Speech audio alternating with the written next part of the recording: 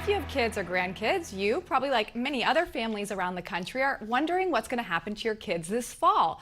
Are they going to go back to school or not? Well, most schools have been shut down now for 6 months, yet we don't have a solution on how to bring students back into the classroom safely. Well, let's bring in friend of the show who just happens to be a mother herself, Trish Regan, on what she thinks. Trish, great to see you. Oh, it's good to see you too, Lindsay. Good to see you, Sean. All right, well, this is crazy to me. You know, school's been shut down for 6 months now. If they would have started devising a plan right when we shut down, you think we might have a solution by now. I mean, do your kids know what they're doing this fall yet? No, I don't think any kids know what they're doing this fall. I mean, there's been a lot of talk about a lot of different things. I mean, Los Angeles is talking about not going back to school. Listen, I think that would be a disaster. I think each individual community needs to make a decision, right? Are we um, more at risk not sending our kids back to school? Because don't forget, Lindsay, there's a whole generation, right, that runs the risk of losing out. Think of the time that they lost in the spring. If you're talking about them not going back to school in the fall, I mean, you got people in a lot of these inner city communities that are, as they say, food insecure, so they're not getting the meals that they would get in public school. And then you've got these communities, especially these more disenfranchised urban communities that struggle enough, right, with the school populations and some of the challenges that the kids face there. Now they're not even going to be in school. I mean, you want to talk about disenfranchising people even more, giving them less access to achieve their dreams and to achieve opportunity. I mean, to me, if you can go back, you should go back. And if not, I don't know, look at voucher schools, look at private schools. You know, maybe all that money could be diverted for those kids that do want to go back to school and whose families need them to be back in school. Maybe that goes somewhere else. I mean, what disappoints me over and over again is the politicization of all of this. And you get the teachers' unions and lots of other folks in there that have their own agendas that have nothing to do with the kids themselves. You know, Trish, the thing that's interesting to me is I get it. This is a very important subject. It's our children. It's their safety, right? And that we have this disparate system where each locality is trying to figure it out and so on. Detroit, as I mentioned, is doing this thing where you can choose whether to go online or in class, which is nice because it gives parents the option if they have to go to work or if they're going to be working from home. It gives them some flexibility. But what I can't figure out is everybody's kind of in the same boat, right? Sports figured this out. You see all these leagues trying to figure it out. Offices have figured it out. Different businesses.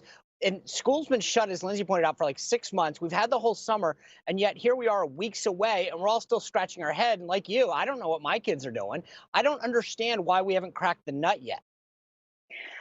You know, I hate to say this, but this is big government at work. You got too many darn unions, you got too many darn special interests. So think about it. If you're a business, right? If you're the local ice cream shop, you want to stay open even in the midst of all this. So you think about ways to make it safe for your customers. But this is not a traditional customer, you know, ice cream shop environment, right? This is lots of bureaucracy and everybody, wanting to weigh in with their 2 cents, and nobody can get out of their own darn way. This is not a business model. This is a government model. And I think therein, Sean, Lindsay, therein lays the problem. You know, it's interesting. Sean mentioned Detroit, and they're doing something interesting, partly it's the parent's choice. If you want to go to school, you can, or you can choose to put your kids online virtually. And I just wonder, we live in America, a world of choices, a country of choices. Why not set it up in that model where you allow the parent to have the choice? And if they don't feel safe, because this is a complex issue, then they can make the choice for themselves. I'm all for that because, again, this is trusting the individual to make the right decision, right? And unfortunately, too often, big government never trusts the individual. I think that's a great idea, but it also requires a little bit more planning on behalf of the school district's part. They're going to have to figure out the Zoom classes as well as the classes for the kids that are there. But hey guys, put a little effort into it. This is our future. These are our children. I will say I have newfound respect for people who school their children at home Oh, and newfound respect for teachers after having gone through the spring. And I don't know if I'm ready for it again in the fall. I'd like to see the kids back in school. But you're right, Lindsay. I mean, let the individual family decide here. yeah, I agree with you. I mean, the problem is you can't work from home and be a teacher at the same time. I agree with you. I have totally newfound respect for what these teachers do. But the problem is right now when the kids are at home, the parents are now assuming the role of basically teacher and parent and trying to do a job. But there's also all the peripheral sort of stuff, the social interaction, the lack of, music class or gym class or after school activities, the socialization that they're missing out on as well.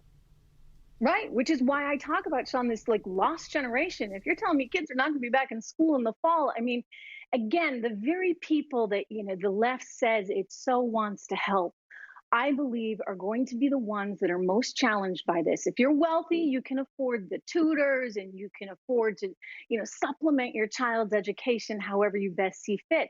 But if you're somebody who's really scraping by and relying on the school system for so much, then you're the one that's at a disadvantage. So again, leftist policies showing us how they have failed an entire community. I mean, this is socioeconomic stuff that's going to have long-term consequences. The most important thing are our kids and their future and making sure that they're educated, right? So that they can have the best opportunities. And the idea that you're just going to throw it out the window and say, to heck with it, nobody's safe. Come on, I think we're smarter than that. We can do something better. Yeah, no, I agree. All right, well, then you and I are going to have to compare notes in the coming weeks because once I know what you're doing, that may help guide me and vice versa. So let's stay in touch. We'll figure out what to do in the next few weeks. How's that? All right, guys. Well, thanks for being here. We'll compare notes too.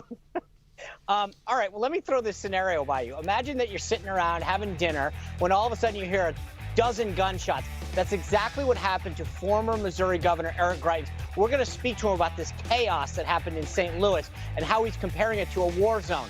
And then the blue check lockdown. What is that? All of these people on Twitter that are verified they got hacked. That includes Joe Biden, Barack Obama. How many more times is this going to happen before the election? We're going to discuss it with our company when we come back.